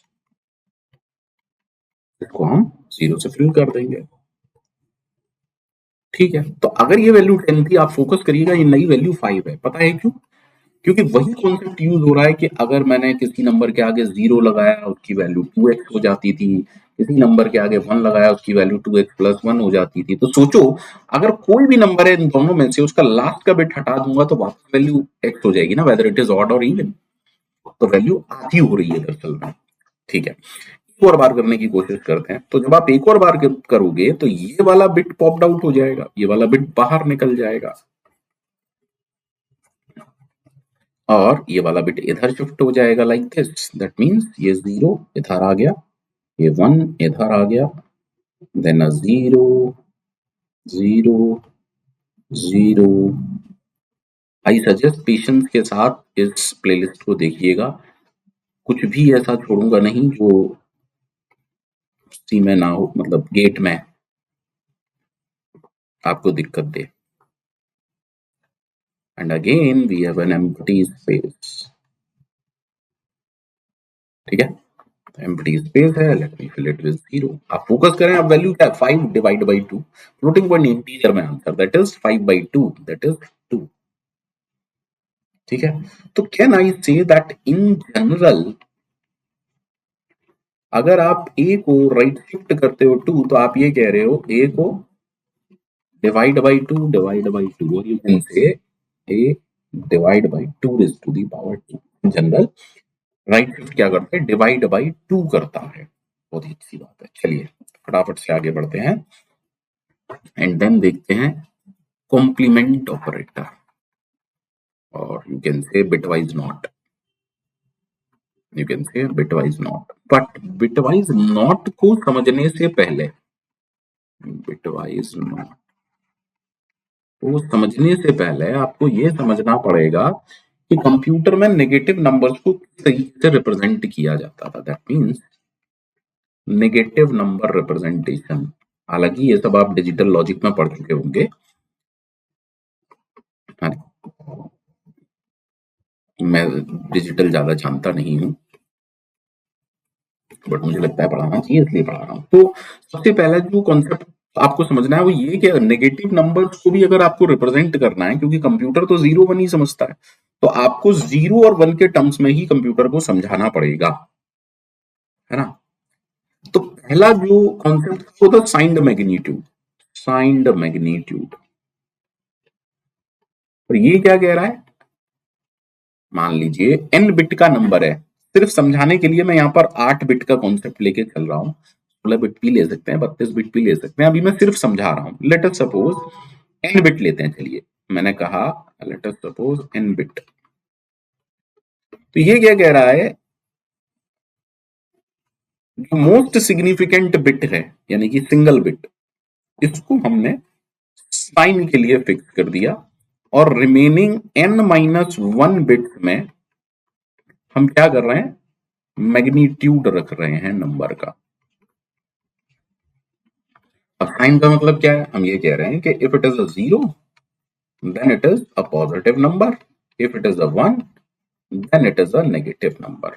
एक सिंपल सा एग्जांपल देता हूं। मान लीजिए आपने कहा प्लस का 10 मुझे स्टोर करना है, तो मैं जानता हूं कि 10 का बाइनरी होता है 1010, 10 का बाइनरी होता है 1010, है ना। तो मैंने इसको कहा 1010, और 7 बिट में ये हो गया 10, 10 का बाइनरी 7 बिट में, और यहां पर मैंने लगा दिया 0। अब ये एक्चुअली 0 क्या है, साइन बिट। क्योंकि यहाँ 0 है, ये 0 मुझे बता रहा है कि ये पॉजिटिव है, और ये बाइनरी वैल्यू 7 है, सॉरी ये जो बाइनरी वैल्यू है ये 10 है 7 बिट में, that is why positive 10। For example अगर मुझे -10 को रिप्रेजेंट करना होता तो मैं क्या लिखता कि भैया देखो 10 का बाइनरी 7 बिट में, वो तो 1010 ही रहता, सिर्फ साइन बिट को मैं क्या कर देता, 1 कर देता। अच्छा कॉन्सेप्ट है। 1 का मतलब ये नेगेटिव नंबर है, और ये मैग्नीट्यूड किसका है, 10 का, that is why it is -10। सब कुछ बढ़िया है इस सिस्टम में, बस एक परेशानी है। लेट अस एज्यूम मैं 8 बिट की ही बात करते हैं, सिंपल सा कॉन्सेप्ट है, 8 बिट की ही बात करते हैं। देखो जब आपने 8 बिट लिया है तो कभी ना कभी ये वैल्यूज आएंगी ही आएंगी 8 बिट में। एक कॉम्बिनेशन ये भी होगा,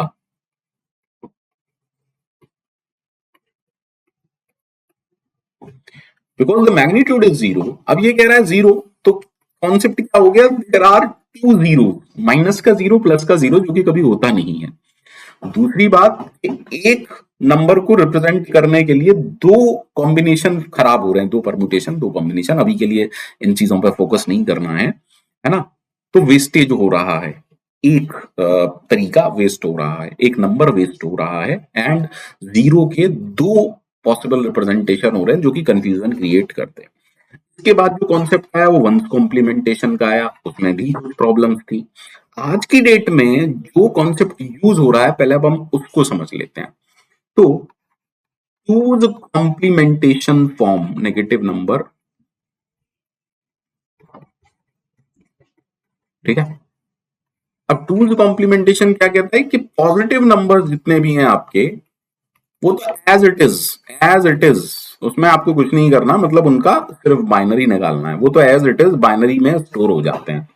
लेकिन नेगेटिव नंबर्स किस तरीके से स्टोर होते हैं, कॉम्प्लीमेंटेशन, टूज कॉम्प्लीमेंटेशन में स्टोर होते हैं।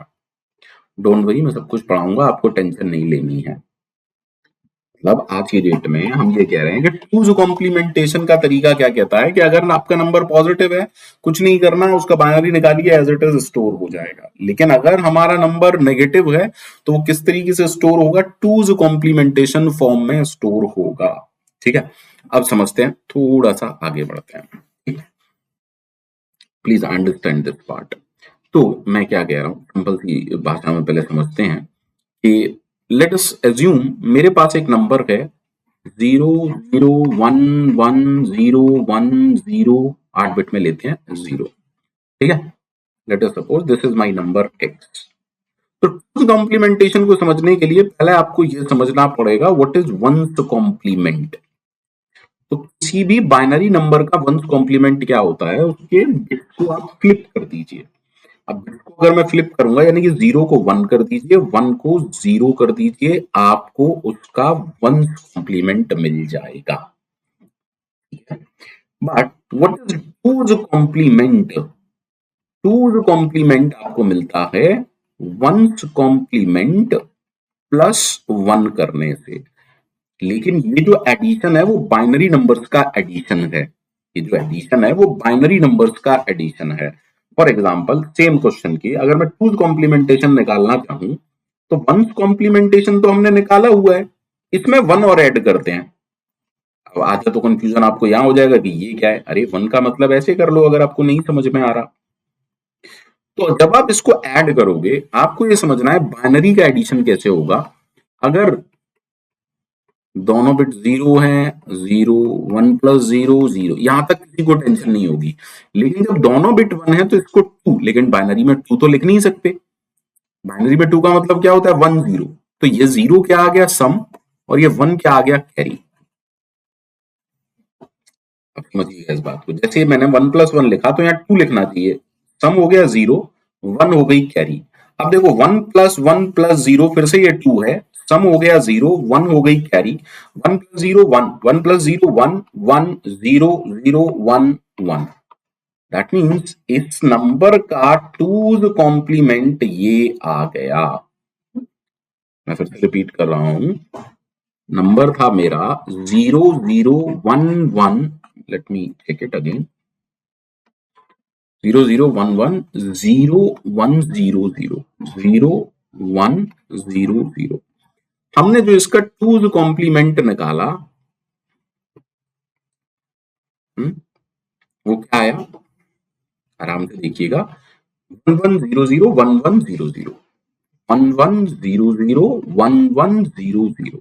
लेकिन उसके लिए आपको वन कॉम्प्लीमेंट निकालना पड़ा, फिर उसमें ऐड करना पड़ा, फिर ऐड के लिए आपको कैरी सम ये सब ध्यान रखना पड़ेगा। But there is a direct way. अब वो डायरेक्ट वे क्या है, मान लीजिए मेरे पास नंबर है 0 0 1 1 0 1 0 0। आपको कुछ नहीं करना, राइट से पहले 1 तक एज इट इज उतार देना है, दैट इज 1 0 0। राइट से पहले वन तक एज इट इज आप लोगों को लिख देना है। उसके बाद प्लीज फोकस करिएगा, इसके बाद सभी बिट्स को फ्लिप कर देना है, यानी कि जीरो की जगह वन लगा देंगे, वन की जगह जीरो लगा देंगे, वन की जगह जीरो लगा देंगे, जीरो की जगह वन लगा देंगे, जीरो की जगह वन लगा देंगे। Directly you will get the 2's complement of the number.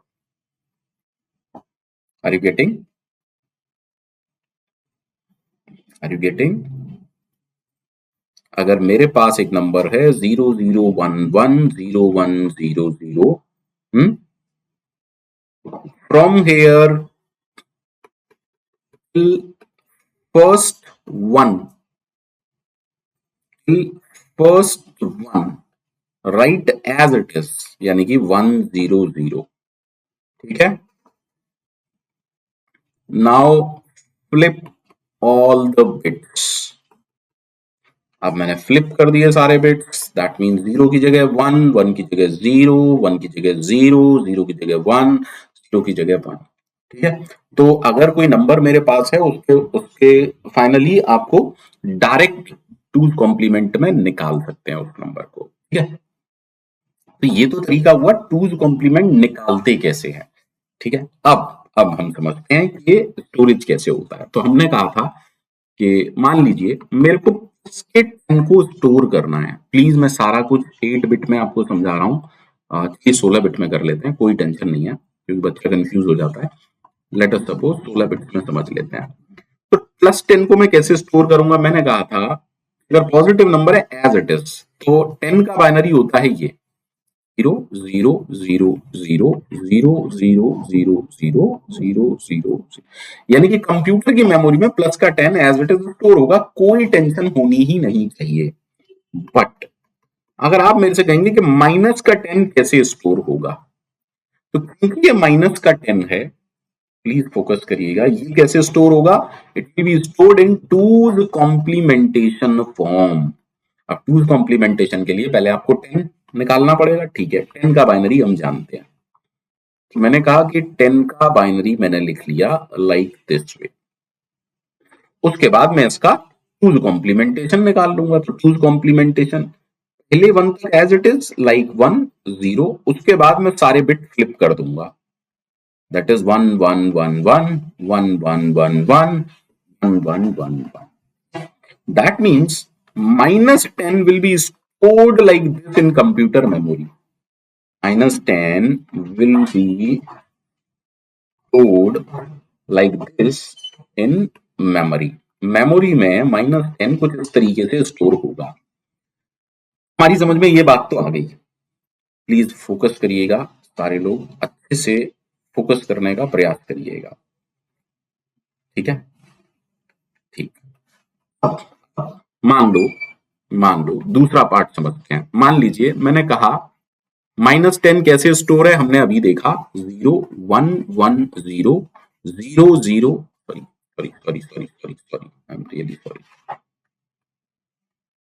1 0 0 1 1 1 1 1 1 1 1 1 and 1 1 1 1। अब देखो एक नंबर कंप्यूटर मेमोरी में ये है, तो हमें समझ में आ गया कैसे हो रहा है। अब उल्टा काम देखते हैं। If a number is stored in computer memory like this, तो इसकी वैल्यू कैसे निकलेगी, प्लीज फोकस करिएगा कि इसकी वैल्यू कैसे निकलेगी, ठीक है। तो कंप्यूटर क्या करता है समझिएगा, इस वाले बिट को देखता है, that is most significant bit. If it is 1, that means it is a negative number and वो टूज कॉम्प्लीमेंटेशन फॉर्म में स्टोर्ड है। किस फॉर्म में स्टोर्ड है, टूज कॉम्प्लीमेंटेशन फॉर्म में स्टोर्ड है। प्लीज फोकस करिएगा, प्लीज फोकस करिएगा सारे लोग, ठीक है। सभी लोगों को ध्यान देना है कि हम क्या सोच रहे हैं। ये टूज कॉम्प्लीमेंटेशन में स्टोर्ड है। तो कंप्यूटर इसको कैलकुलेशन कैसे करेगा, हमें ये सोचना है बस। प्लीज पॉज द वीडियो और सोचें थोड़ा सा कि चीजें कैसे हो रही होंगी, है ना। आपको ये समझना है कि चीजें कैसे हो रही होंगी, थोड़ा सा सोचिएगा। देखिए दो तरीके हैं कि कंप्यूटर वापस इसको कन्वर्ट करे एंड ऑल दैट, है ना। कंप्यूटर क्या करे, वापस इसको देखे एंड कैसे स्टोर हो रहा है, क्या हो रहा है, लाइक लाइक दिस वे। देखिए ये 10 था, हम समझ गए ये हुआ, है ना। तो एक तरीका तो ये है कि कंप्यूटर वापस इसको कन्वर्ट करे। सॉरी ये -10 मैंने गलत स्टोर कर लिया है, 0110 है ना, इट्स 0110, माफी चाहता हूँ। यहाँ कोई ये क्या है, 0110। तो एक तरीका तो ये है कि आप इसे वापस कन्वर्ट करें। अब वापस कन्वर्ट कैसे करेंगे, वैसे ही करेंगे। देखो भाई पहले 1 तक एज इट इज 10, उसके बाद फ्लिप कर दो 01 और बाकी सारे 0। देखो 1 को देख के आप समझ गए नेगेटिव, उसके बाद आपने इसको वापस कन्वर्ट किया तो ये क्या आ गया, -10। But there is another way, एक और तरीका है जो हमें समझना है। That means if a number is written in two's complementation form, क्या था 0110, if a number is written in two's complementation form, उसकी वैल्यू कैसे निकालेंगे डायरेक्टली, तो समझिए। तो टूज कॉम्प्लीमेंटेशन आया कैसे, टूज कॉम्प्लीमेंटेशन कैसे आया वो समझिए। टूज कॉम्प्लीमेंटेशन आता है वंस कॉम्प्लीमेंट में 1 ऐड करके। अब वंस कॉम्प्लीमेंट कैसे आता है, बिट फ्लिप करके, यानी कि 0 की जगह 1 आ गया होगा, 1 की जगह 0। किसी बाइनरी नंबर पे हम जब वैल्यू निकालते हैं तो हम 1 पर फोकस करते हैं, लेकिन जब 1 कॉम्प्लीमेंट हो गया तो जहां जहां 1 था वहां 0 हो चुका होगा। ठीक है, तो पहली चीज तो ये समझ में आई कि हमें जीरोस पे फोकस करना है, जहां जीरोस है बस उन पर फोकस करना है, यानी कि हमारा फोकस इस पे होना चाहिए और इस पे होना चाहिए। टूज कॉम्प्लीमेंटेशन +1 करके आया था, दैट मींस जब सब कुछ रिवर्स कर रहे हो तो सब कुछ क्या हो जाएगा, माइनस। ठीक है, हमें फाइनली डायरेक्ट वैल्यू कैसे मिलती है, आराम से समझिएगा। 0 कहां पर है, 2 की पावर 3, मैंने इसको लिख दिया माइनस का 2 की पावर 3। ये कहां पर है, -2 की पावर 0। यहाँ पर +1 होता था, रिवर्स प्रोसेस में एक -1 होगा। दैट इज वाई इसका आंसर आएगा -8, -1, -10। चलिए एक और एग्जांपल लेता हूं। मान लीजिए मैंने आपसे कहा दैट दिस वैल्यू, ये 8 बिट में एक वैल्यू है, इसका आंसर मुझे बताइए। If in computer memory 8 bit में एक नंबर स्टोर है लाइक दिस, तो इसकी वैल्यू क्या होगी। 1 को देख के मुझे समझ में आ गया कि टू कॉम्प्लीमेंटेशन में लिखा हुआ है, मैं 0 पर फोकस करूंगा। 2 की पावर 0, 2 की पावर 1, 2 की पावर 2, 2 की पावर 3, 2 की पावर 4, 2 की पावर 5। और मैं सिर्फ इसे क्या लिखूंगा, देखिए जहां जहां 0 है, -2 की पावर 5, ये हो गया -2 की पावर 2 एंड देन -2 की पावर 0 और एक एक्स्ट्रा -1, यानी कि -32, -4, -1, तो ये हो गया -38। दैट मीन्स कंप्यूटर मेमोरी में अगर कोई इस तरीके से स्टोर है तो उसकी वैल्यू क्या है, -38। आई होप समझ में आ गया होगा। अगर यहाँ पे चीजें डन है कि डायरेक्टली टूज कॉम्प्लीमेंट कैसे निकालते हैं और टूज कॉम्प्लीमेंट से डायरेक्ट वैल्यू कैसे निकालते हैं, तो नेक्स्ट ऑपरेटर अब हम अच्छे से समझ सकते हैं, जिसका नाम है बिट वाइज नॉट ऑपरेटर, जिसको हम टिल्ड साइन से रिप्रेजेंट करते हैं। अब समझिए, पहले देख लेते हैं एक बार। मैंने कहा int a is equal to 5 comma b and I write b is equal to bitwise not of a, and then I try to print the value of a, sorry b।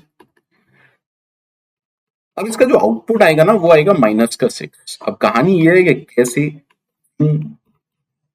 तो उसके पीछे की कहानी अब हम समझते हैं। ठीक है, पहले समझिए कि मान लीजिए मेरे पास एक नंबर है 16 बिट में,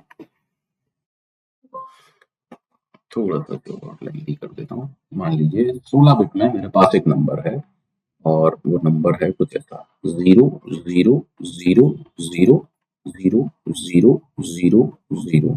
ओके, 0 1 2 4 8,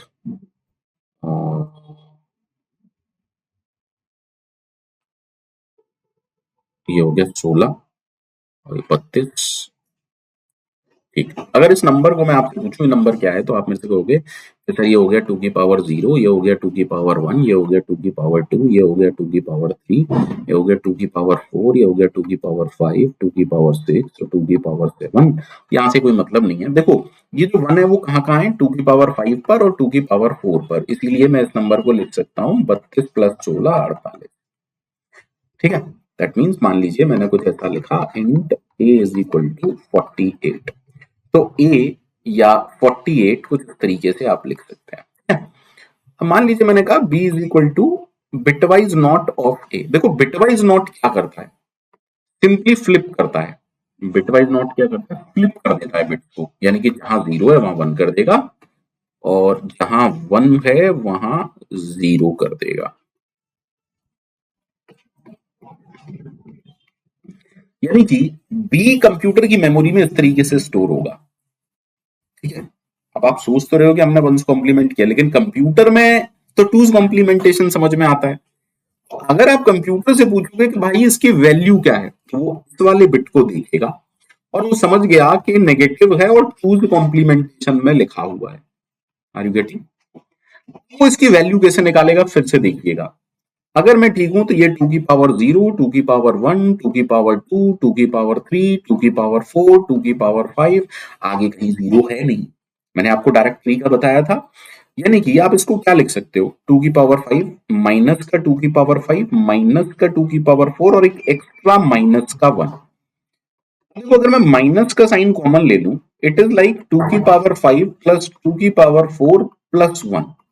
फोकस करिएगा कि जो ओरिजिनल नंबर है वो है 2 की पावर 5 प्लस 2 की पावर 4।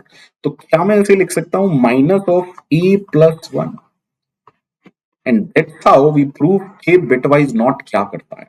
तो आपको ये समझना पड़ेगा कि bitwise not of any number is nothing but minus का a plus 1।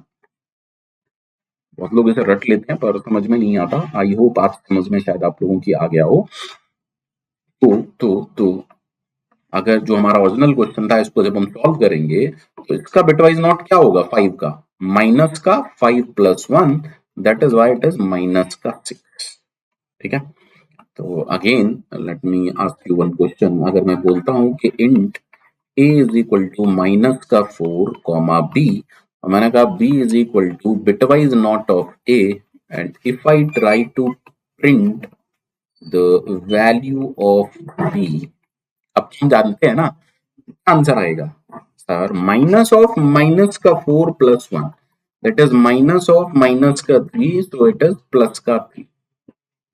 That is what is the output, output क्या आने वाला है सर, आउटपुट आने वाला है 3। तो इन जनरल अगर मैं कहूं कि बिटवाइज नॉट किसी पॉजिटिव नंबर का निकालेंगे तो क्या आंसर आने वाला है नेगेटिव, और नेगेटिव नंबर का निकालेंगे तो क्या आंसर आने वाला है पॉजिटिव। दैट्स हाउ हमारे बिटवाइज ऑपरेटर काम करते हैं। ठीक है, उम्मीद करता हूं सबको यहां तक ओके है। नेक्स्ट जो ऑपरेटर हम पढ़ने वाले हैं that is called as ternary operator. It is called as ternary operator. नाम से पता चल रहा है एक ऐसा ऑपरेटर है जो कि 3 ऑपरेंड लेता है। Take 3 operand, take 3 operand. जैसे बाइनरी 2 ऑपरेंड लेता है, यूनरी 1 लेता है, ये 3 ऑपरेंड लेता है। अब इसका मीनिंग क्या है पहले समझते हैं। टर्नरी ऑपरेटर क्वेश्चन मार्क और कोलन 2 सिंबल से मिलकर बना है।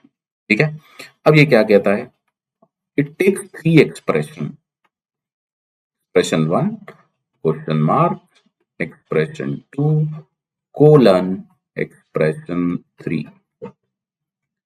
अब इसका मीनिंग क्या है, देखो जब भी हम एक ऑपरेटर लगाते हैं फाइनल वैल्यू कुछ ना कुछ जरूर आती है। अब ये पूरा एक ऑपरेटर है क्योंकि इस ऑपरेटर में 2 सिंबल है। That means how it works, आराम से समझिएगा। Firstly first expression 1 is evaluated. सबसे पहले एक्सप्रेशन 1 इवैल्यूएट होता है।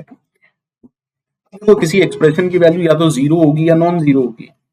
If it is non zero, if it is non-zero, then the value of entire expression और ऑपरेशन, कुछ भी आप समझ सकते हैं, entire expression और operation is or becomes expression 2. Otherwise, the value of entire expression, शायद आप लोगों को यहां नहीं दिख रहा होगा, मैं थोड़ा सा इसे ऊपर कर लेता हूं,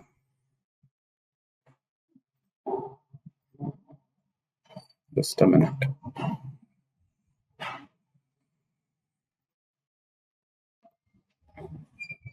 Value of entire expression becomes expression 3. एक बार देख लेते हैं। तो मैं कुछ ऐसा कह रहा हूं कि expression 1 question mark expression 2 colon expression 3।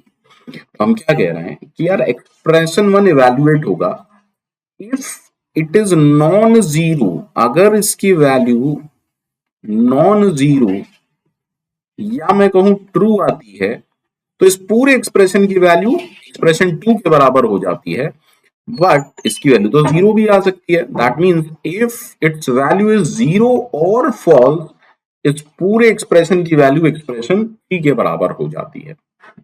एक सिंपल सा एग्जांपल लेते हैं।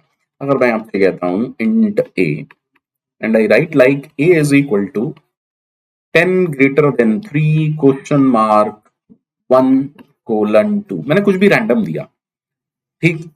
तो पहले समझिए एक्सप्रेशन 1 कहां से कहां तक होता है, what ever is before question mark, that means यहां पर एक्सप्रेशन 1 हो गया ये, एक्सप्रेशन 2 कौन सा होता है, क्वेश्चन मार्क के बाद और कोलन से पहले, यानी कि एक्सप्रेशन 2 हो गया 1 और कोलन के बाद जो कुछ होता है वो एक्सप्रेशन 3 होता है। तो अगर मैंने कहा है a is equal to 10 greater than 3 question mark 1 colon 2, तो सबसे पहले क्या होगा, 10 ग्रेटर देन 3 इवैल्यूएट होगा। If I am not wrong 10 greater than 3 is true, and because this is true, इस पूरे एक्सप्रेशन की वैल्यू किसके बराबर हो जाएगी, 1 के। That is what is the value that get assigned to a।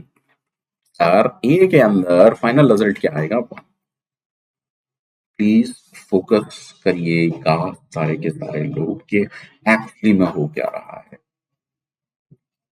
ठीक है। बिकॉज टर्नरी ऑपरेटर बड़े काम के हैं, आगे चल के आपको समझ में आएगा कि इन्हें कंडीशनल ऑपरेटर भी कहते हैं, क्यों कहते हैं, वो भी थोड़ी बहुत चीजें हमारी समझ में आएंगी, बट है ना, दैट्स इंपॉर्टेंट, रियली इंपॉर्टेंट, ठीक। आगे समझते हैं। नेक्स्ट ऑपरेटर जो हमारा है वो है साइज ऑफ ऑपरेटर।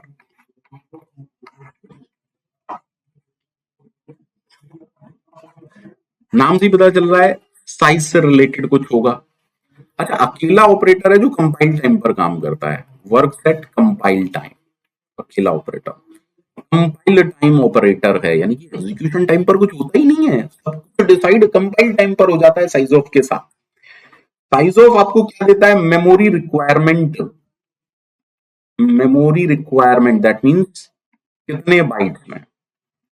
अच्छा, again it is a unary operator, यानी कि इसके लिए एक ही ऑपरेंड की आवश्यकता होती है, ठीक है। ये तीन चीजें इंपॉर्टेंट हैं।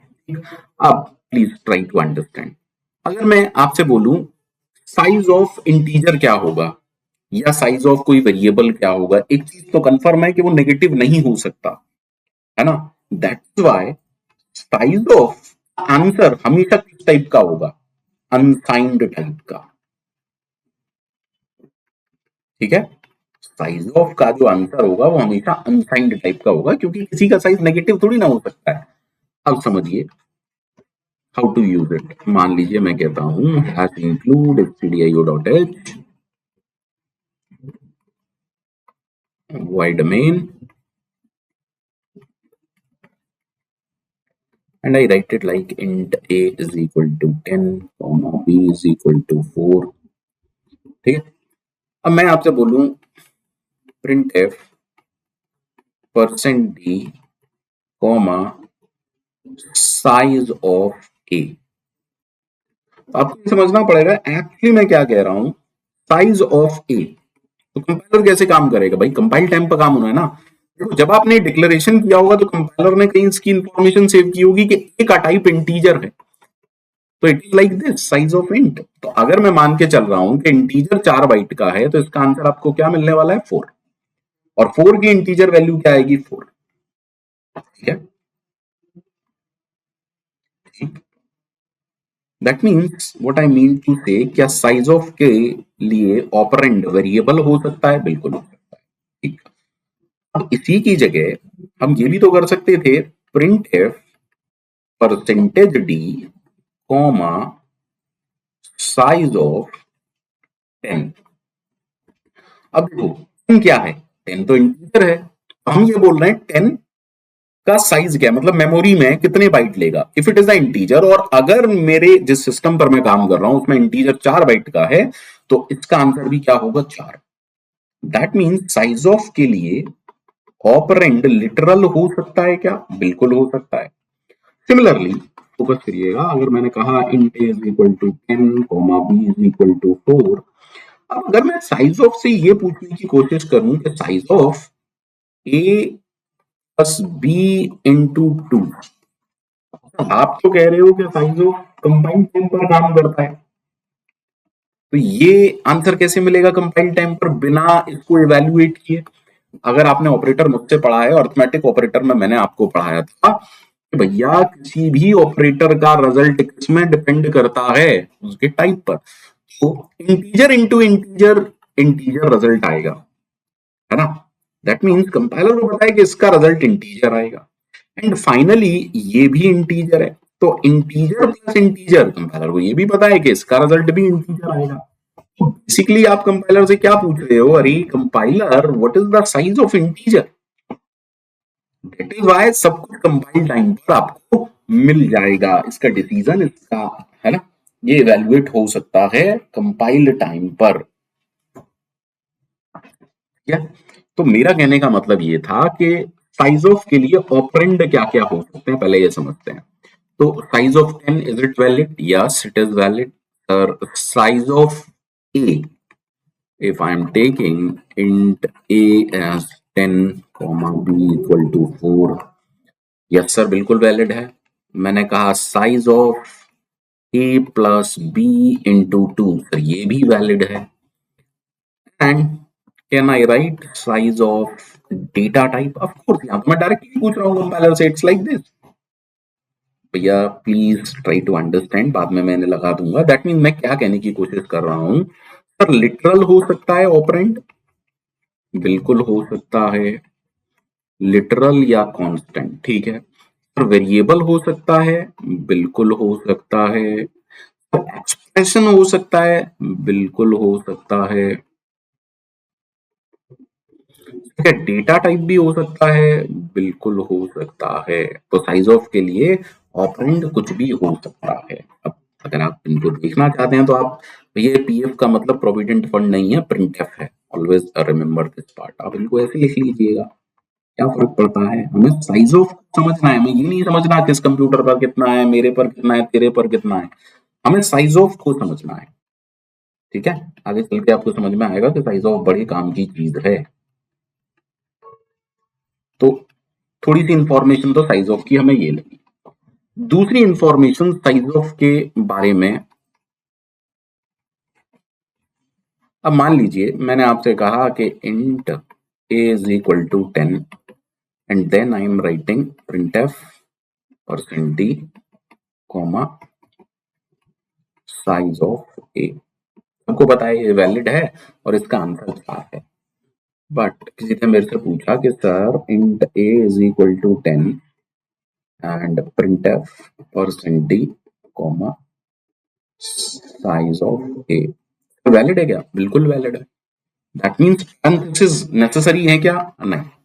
ये भी वैलिड है, ये भी वैलिड है। अच्छा सर, किसी ने मेरे से कहा कि इंट ए और इंट ए का को ले, कुछ लेना ही नहीं है, सिंपल लेते हैं ना। जैसे कहा कि printf percent d comma size of 10। इसका आंसर हमें पता है कि भैया 4 आने वाला है, यार इंटीजर का जो भी साइज है। हमने कहा कि printf percentage D size of 10, मैंने पैरेंथेसिस नहीं लगाया, स्टिल इट इज वैलिड, बिल्कुल वैलिड है। Third printf percentage D comma, मान लीजिएगा int is equal to 10 int b is equal to 4, ठीक है। And I am writing size of a plus b into 2, मैंने कहा printf percentage d size of a plus b into 2। तो ये valid है, ये भी वैलिड है, मैं ये बात नहीं कर रहा हूं इनका रिजल्ट क्या आएगा, अभी के लिए दोनों वैलिड है। दैट मींस पैरेंथेसिस यहाँ एक्सप्रेशन के साथ नहीं मैंडेटरी है, लिटरल के साथ नहीं मैंडेटरी है, और वेरिएबल के साथ भी मैंडेटरी नहीं है। तो क्या हम ये कह सकते हैं कि पैरेंथेसिस मैंडेटरी नहीं है? नहीं। In one case parenthesis is mandatory. अगर आप डेटा टाइप दे रहे हो तो बिना पैरेंथेसिस के दोगे तो आप सबको पता है क्या होने वाला है, सर उड़ के लात पड़ेगी। ऑप्शन आपको पता ही है, ठीक है। सो दिस इज इनवैलिड, उड़ के लात पड़ेगी। A B C D option आपको पता है, आप क्या चूज करेंगे आपकी चॉइस है। मुझे लगता है हमेशा ऑप्शन डी ही चूज करना चाहिए आप लोगों को, ठीक है। बाकी हम size of operator last class में पढ़ेंगे सी प्रोग्रामिंग की, ठीक है। अब कुछ ऑपरेटर्स हैं मोर ऑन असाइनमेंट ऑपरेटर, थोड़ा सा पढ़ लेते हैं, जब इतना कर रहे हैं खत्म ही करते हैं। मोर ऑन असाइनमेंट ऑपरेटर है कुछ नहीं, शॉर्ट हैंड है। जैसे मैं आपसे कहूं a is equal to a plus 3, अगर आप थोड़ा भी फोकस करेंगे तो यहाँ दो ऑपरेटर इन्वॉल्व हैं, एडिशन होगा a और 3 का, और जो रिजल्ट आएगा वो भी वापस a के अंदर, दैट मींस प्लस और इक्वल टू। सी में आप इसको इस तरीके से भी लिख सकते हैं, a plus is equal to 3, तो यहाँ पर शॉर्ट हैंड है ये। Similarly a is equal to a minus 3, इसको आप लिख सकते हैं a minus is equal to 3, like a is equal to a multiply 3, इसको आप लिख सकते हैं a multiply is equal to 3। Then आपने कहा a is equal to a divide 3, आप इसको लिख सकते हैं a डिवाइड, आप गौर करिएगा ये अर्थमेटिक ऑपरेटर्स हैं सारे। देन आपने लिखा a modulus is equal to 3, तो आप इसको लिख सकते हैं a modulus is equal to 3। Similarly जो हमारे बिटवाइज ऑपरेटर हैं, लाइक मान लीजिए मैंने कहा a बिटवाइज एंडिंग विद 3, तो हम इसको भी क्या लिख सकते हैं, a bitwise and is equal to 3, then a is equal to a bitwise oring with 3। अब 3 की जगह कुछ भी हो सकता है, ऐसा मत सोचिएगा 3 कोई मैजिकल नंबर है, नहीं। सिमिलरली मैंने कहा a XOR 3, then I'm writing it as a XOR is equal to 3।